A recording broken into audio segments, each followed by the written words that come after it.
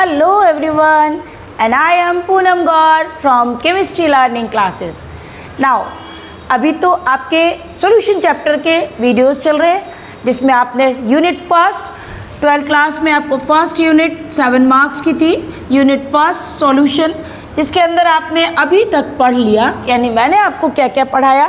First मैंने आपको video में बताया type of solution, different type basis पर थे।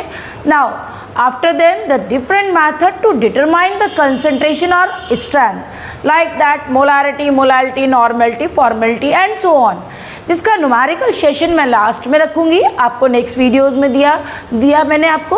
और उसके बाद मैंने सेकेंड वीडियो में आपको दिया कि Raoult's law, vapour pressure, lowering of vapour pressure and relative lowering of vapour pressure, and these are particularly based on Raoult's law.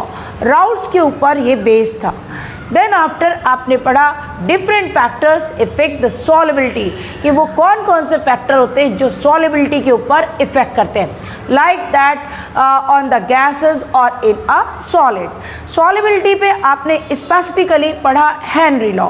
Henry law के ऊपर आप लोग के बोर्ड एग्जामिनेशन में बहुत सारे थ्योरेटिकल क्वेश्चन, एप्लीकेशन, कहाँ अप्लाई करेंगे, व्हाट इज़ द लिमिटेशन, क्या लिमिटेशन है, ये सब कुछ भी आपको पढ़ने को मिला ना। इसके बाद मैंने आपको पढ़ाई थी कॉलिगेटिव प्रॉपर्टीज़, जो मेरे 1 by 1 वीडियोस में आप लोग ने चेक किया और पढ़ा। Colligative properties are the properties of the solution depending upon the number of moles of solute and not depend upon their nature। जो number of mole पे depend कर रही है, ना कि उनके nature पे। These are called as a colligative property। अच्छा, colligative property के बाद चूँकि आप लोग के लिए मैं हमेशा ही एकेडमिक के लिए बोलती हूँ, मैं आपको एकेडमिक की प्रिपरेशन करा रही हूँ, ना कि JEE और नीट की। जब आपके एकेडमिक पे फोकस होगा, वहाँ मार्क्स अच्छे होंगे, तभी आपका एडमिशन नीट या JEE में हो पाएगा। एक्चुअल में बोर्ड में कुछ फेवरेट क्वेश्चंस होते हैं। अब हम लोग को तो इतना एक्सपीरियंस, जो हमें मालूम है कौन कौन से क्वेश्चन है, आज मैं वो आपके पर्टिकुलरली वही डील कर रही हूँ।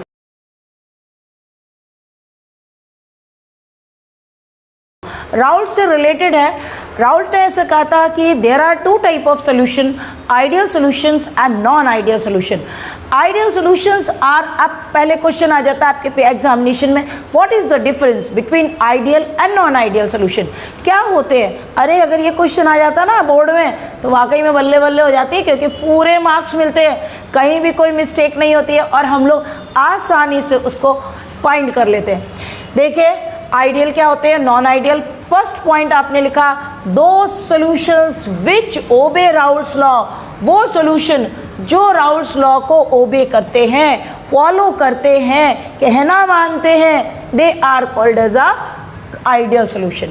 and non-ideal solutions are those solutions which do not follow the Raoult's law, जो कि फॉलो नहीं करते हैं, राउल्ट्स लॉ को फॉलो नहीं करते, they are called as a non ideal solution. तो जैसे तो हमें मालूम है ना, आइडियल है तो नेचुरल है कि ओबे कर रहे होंगे, नॉन आइडियल है तो ओबे नहीं कर रहे, तो किसको नहीं कर रहे, राउल्ट्स को। तो those which obey the Raoult's law are called as ideal and those which do not obey the Raoult's law are called as a non ideal solution. आपको जब मैंने राउल्ट्स लॉ पढ़ाया, फर्स्ट डेरिवेशन कराया, तो आपने क्या पढ़ा था, vapour pressure and partial pressure is directly proportional to the mole fraction। vapor pressure या partial pressure mole fraction के directly proportional होता है।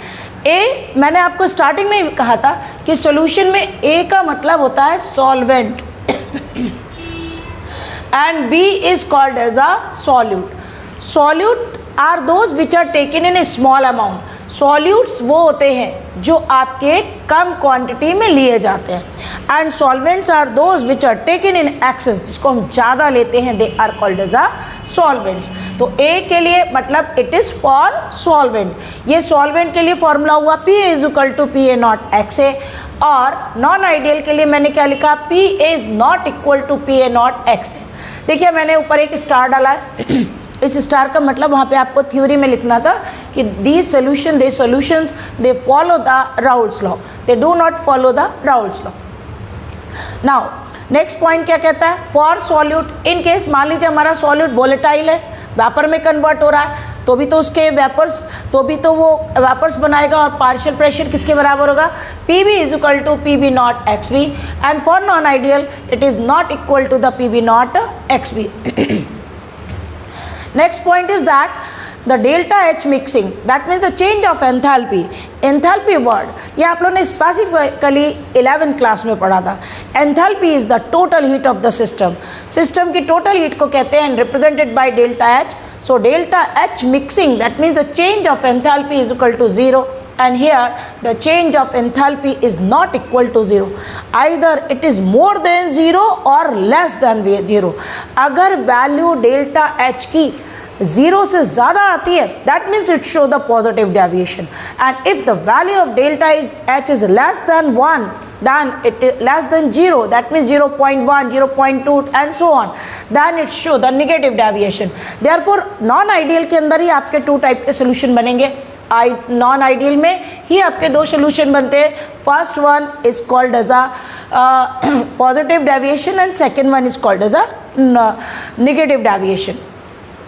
Now next point is that the change of the volume is equal to 0, and here the change of change of volume is when the solute is mixed with solvent. जब हम solute को solvent में mix करते हैं कोई भी change नहीं आता. If there is no change then it is ideal solution. If the changes occur या तो पॉजिटिवली जा रहा है या negatively, then it is called as a non ideal solution. तो इन्हीं को हम क्या कहते हैं, नॉन आइडियल सोल्यूशन. तो नेक्स्ट पॉइंट, अच्छा एक्चुअल में आप लोग को रीजनिंग क्वेश्चन है या आपके ऑब्जेक्टिव क्वेश्चन है, उनमें कई बार क्वेश्चन आते हैं कि, या आप कंपटीशन के भी पेपर में क्वेश्चन देते हैं तो उसमें आ जाता है benzene plus toluene, it's a type of solution. कैसा सोल्यूशन बनेगा, it is a ideal solution. And why it is ideal solution, because both of them, benzene का फॉर्मूला क्या होता है C6H6, टॉलुइन का फॉर्मूला क्या है C6H5CH3. That means both of them they contain the same. दोनों में बेंजीन एरोमेटिक लगा है same.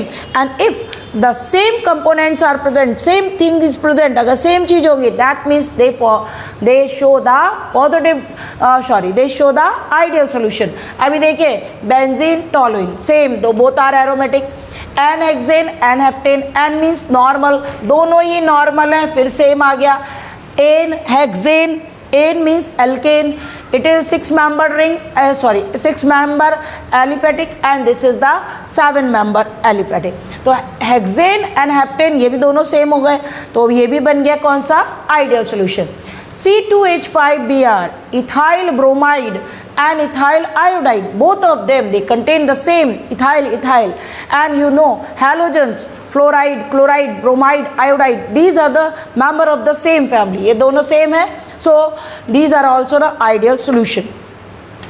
Now next, chlorobenzene, mixture of chlorobenzene and bromobenzene, it is also an ideal solution. ये भी आपका ideal solution है because both of them यहाँ पे अपन चेक कर लेते हैं C2H5Cl and C2H5Br, both of them. अगर मान लीजिए यहाँ पर हमें जैसे मेरे से लिखते में रह गया C6H5 हो जाता, तो ये नॉन आइडियल बन जाता बिकॉज ये होता हमारा aliphatic and this one is a aromatic. तो if both of them are aliphatic, both of them are of a same member of the family, then these are called as the ideal solution. ये तो बने हमारे ideal. In case अभी objectives के questions में आपके आ जाते. अब मैंने नॉन आइडियल को कैसे चेक किया, acetone and carbon disulphide, both of them are not same, दोनों में सिमिलरिटी नहीं है. अभी बताएंगे, इसी से नेक्स्ट क्वेश्चन हमारा रिलेटेड होगा. तो mixture of acetone and carbon disulphide, acetone and ethyl alcohol, acetone and benzene, carbon tetrachloride and chloroform. These are the examples of the non-ideal solution because these solution they do not follow the Raoult's law. ये Raoult's law को follow नहीं करते हैं. ये आपका 4 to 5 marks में question मिल जाता है आपके बोर्ड एग्जामिनेशन में. कई बार वो 3 मार्क्स में भी देते हैं, तो आपको 3-4 में ये आपको क्वेश्चन डिफरेंस का मिलेगा. द नेक्स्ट वन इसी से रिलेटेड हो गया, non ideal solution are of 2 type. अभी मैंने आपको बताया if the solution follow the Raoult's law, that means these are ideal and they do not follow, they are called as the non ideal. अब देखिए non ideal मतलब क्या है, वो आपका फॉलो नहीं कर रहा तो या तो ज़्यादा होगा या फिर कम होंगे। तो अब if the value of the vapor pressure and partial pressure is more than the expected value of the Raoult's law, अगर Raoult law से vapor pressure की वैल्यू ज़्यादा आ रही है, that means it is called as a positive deviation, and if the value of vapor pressure and partial pressure is less than the Raoult's law, then it is called as a negative deviation। ये भी आपका difference question है। It is for solvent, ये किसके लिए हो रहा है, सॉल्वेंट के लिए, and it is for solute, ये सॉल्यूट के लिए बन रहा है। P B is greater than P B nought X B and here P B is lesser than P B nought X B. Now the next point is that the delta H mixing, that means when the solute is mixed with the solvent, then value is greater than 0. If the value is greater than 0, then it is called as a positive deviation. And if delta H is less than 0, अगर less than 0 से मतलब हो गया ये क्या हो रहा है, exothermic and these are endothermic, ये भी पॉइंट हम इसमें डाल सकते थे। And delta V is greater than V 0, ध्यान रखना है कि जितना भी पॉजिटिव है उसमें सब में ग्रेटर दैन आएगा। जो राउल्ट ने एक्सपेक्ट किया उससे वैल्यू अगर ज़्यादा होगी then it is called as the positive deviation. If delta V mixing is greater than 0 then it show the positive deviation, and if the delta V mixing is lesser than 0 then it is called as a negative deviation. It is also भी explain on the basis of a graph, इसको हम graph के base पर भी explain कर सकते हैं। देखिए एक्चुअल में राउल्ट में भी मैंने आपको ग्राफिकली एक्सप्लेन किया था। This is the relation, this is the graph between vapour pressure and mole fraction. ये मोल फ्रैक्शन और वेपर प्रेशर के बीच में ग्राफ दिया है। ये जो डार्क लाइन मैंने शो किया है ना, it is the Raoult's law, ये राउल्ट्स लॉ को फॉलो कर रहा है। अब देखिए मैंने आपको पहले भी ग्राफ को एक्सप्लेन किया था। Here X is equal to 1, हम 1 बाई 1 एक एक सॉल्वेंट और सॉल्यूट की स्टडी करेंगे। X is equal to 1 then X B is equal to 0, यानी मैं केवल और केवल सॉल्वेंट पर वेपर्स देख रही हूँ। Here X is equal to 0, X से नहीं लिया, सॉल्वेंट नहीं, और सॉल्यूट को लिया। देखिए ये कंडीशन जब है when both of them are present in a liquid form, अब दोनों ही लिक्विड में होंगे तब हमारा ग्राफ बनेगा, because Raoult's law is applicable for dilute solution. ये किसके लिए होता है, एप्लीकेबल किसके लिए होता है, डाइल्यूट सोल्यूशन के लिए।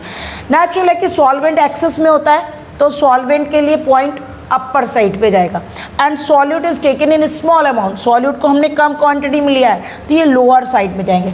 And if the value is more than, अब ये टोटल क्या बन रहा है, this is P is equal to PA plus PB, and if the value of the vapor pressure and partial pressure is greater than Raoult's law।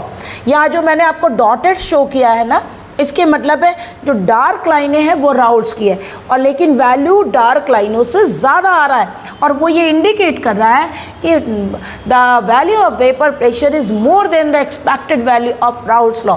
तो this graph is applicable for positive deviation. And now if the value of the vapor pressure and partial pressure is less than the expected value of Raoult law, अगर उसने जो expectation किया था उससे value कम आ रही है, आप देखिए मैंने सारी डॉटेड लाइन डार्क लाइन के जस्ट नीचे बनाई और इधर पे अपर साइड पे। ध्यान रखिएगा एग्जामिनेशन में थ्योरेटिकल जब आपका एकेडमिक पेपर होते हैं, बोर्ड के एग्जामिनेशन होते हैं, तो आपको सिस्टमैटिकली लिखना है, आपको न्यूमेरिकल वाइज जो कॉम्पिटिशन लेवल पे होते हैं उस तरीके से सॉल्व नहीं करना है, मार्क्स नहीं मिलेंगे। मार्क्स जब भी मिलते हैं जब आप टू द पॉइंट उसको लिख के आते हैं। आपको अगर डिफरेंस क्वेश्चन आ रहा है, what is the difference between positive and negative deviation, then first to tabulate is tabulation करना है, लाइन खींचना, और उसके बाद 1 बाई 1 हमको सारे पॉइंट्स देने हैं। मैं आपको अपने नोट्स में भी दूंगी, हैंड रिटन नोट्स भी मिल सकते हैं आपको, तो आप मेरे ऐप पर उन नोट्स को भी देखिएगा, और बाकी मैं आपको एक एक पॉइंट बाई पॉइंट क्लियर ही करती जा रही हूँ। If the value is less than expected value of Raoult's law then it is called as a negative deviation. यहाँ पर भी जो ग्राफ दिया है इट इज़ चूँकि डिफरेंस है इसलिए मैंने आपको बीच में लाइन खींच के बता दिया। अब फिर PB लोअर पे होगा और PA जो है अपर साइड में, वैल्यूज सारी लोअर साइड में आएंगे। This is called as the negative deviation. तो अभी आपके 2 क्वेश्चंस कंप्लीट हो गए। What is the difference between positive deviation, negative deviation, and what is the difference between ideal and non-ideal solution? ये तो आपके राउल से रिलेटेड थे। देखिए लास्ट टाइम मैंने आपको osmosis is a colligative property भी बताया था।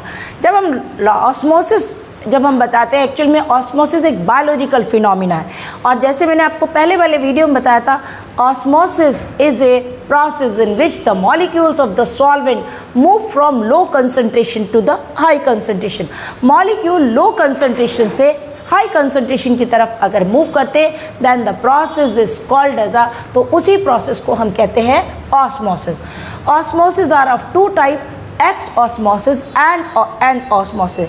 X osmosis means the molecules of the solvent move from low to high concentration externally, बाहर की तरफ जा रहे हैं, जिसमें मैंने एग्जाम्पल बताया था, grapes are kept in saline water और syrup water, then it become shrink, क्योंकि वाटर जो सॉल्वेंट था वो आउटसाइड की तरफ मूव कर रहा है। अगर सोल्यूशन आउटसाइड की तरफ मूव कर रहा है then it is called as a exosmosis, and if the move toward the inner side like that when the किशमिश is kept in water then it become swell, this is called as a endosmosis, और उसी को हम कहते हैं and osmosis, जो मैंने आपको पहले वीडियो में भी बताया था। अब इस पे पॉइंट आता है कि there are different type of solution on the basis of osmosis. ये भी हमारे पास क्वेश्चन आपको रीजनिंग में मिलेगा, आइसोटोनिक, हाइपरटोनिक, हाइपोटोनिक। तो on the basis of osmosis solutions are of 3 type, solution 3 type में होते हैं। First one are called as isotonic solution. देखिए आइसो वर्ड केमिस्ट्री में लर्न करना बहुत ईजी है। आइसो मीन्स होता है सेम, अगर सेम है कोई चीज़ that means it is a iso, word iso is use.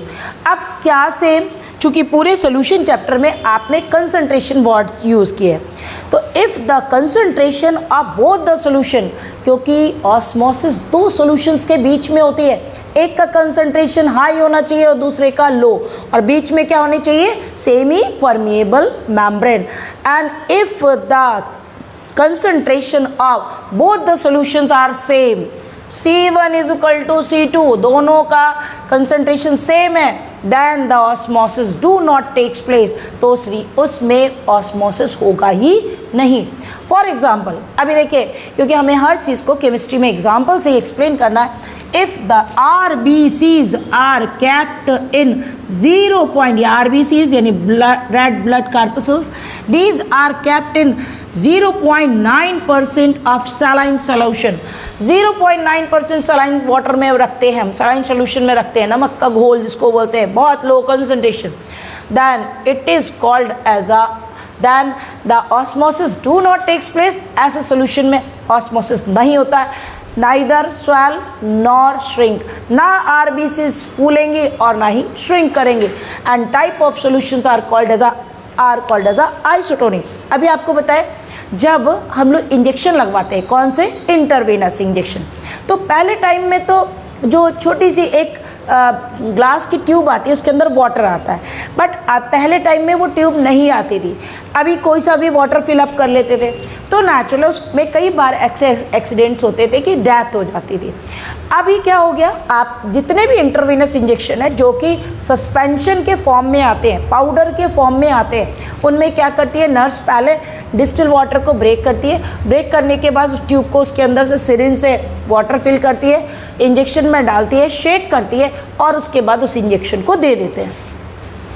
अब अगर वो जो वाटर था उसका कंसंट्रेशन हमारे आरबीसी के कंसंट्रेशन के इक्वल नहीं हुआ तो फिर कोई भी प्रॉब्लम हो सकती है। इट मे पॉसिबल कि आरबीसी बस्ट कर जाए, इट मे पॉसिबल कि आरबीसी श्रिंक कर जाए, क्योंकि ये एक्स ऑस्मोसिस और एंड ऑस्मोसिस के ऊपर बेस्ड है। सॉल्यूशन का जो हम आउटर से सॉल्यूशन दे रहे हैं और जो आरबीसी का सॉल्यूशन है, उन दोनों का कंसंट्रेशन सेम होना चाहिए।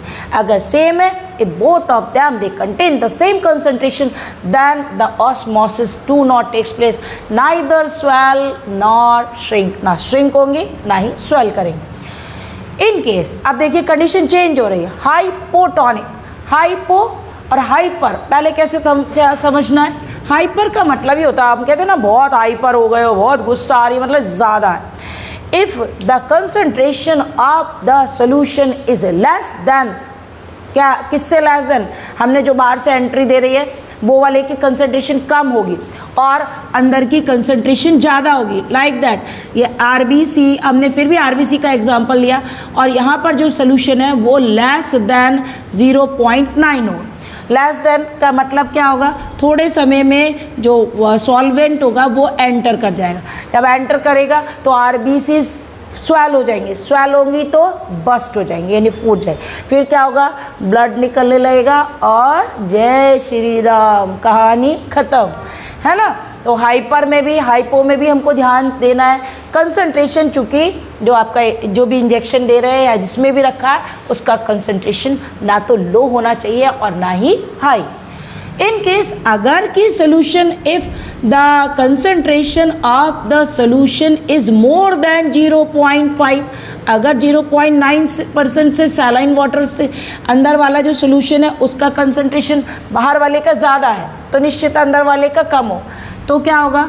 जब अभी जब अगर अपने हाइपोटोनिक किया तो बाहर का सोल्यूशन का कंसंट्रेशन लो था और अंदर का हाई। मॉलिक्यूल मूव करते हैं लो टू हाई। अब की क्या हुआ? 0.9 से ज़्यादा है, ये ज़्यादा है तो ये कम। जब ये कम होगा तो नेचुरल है कि मॉलिक्यूल क्या होंगे? मूव करेंगे आउटसाइड।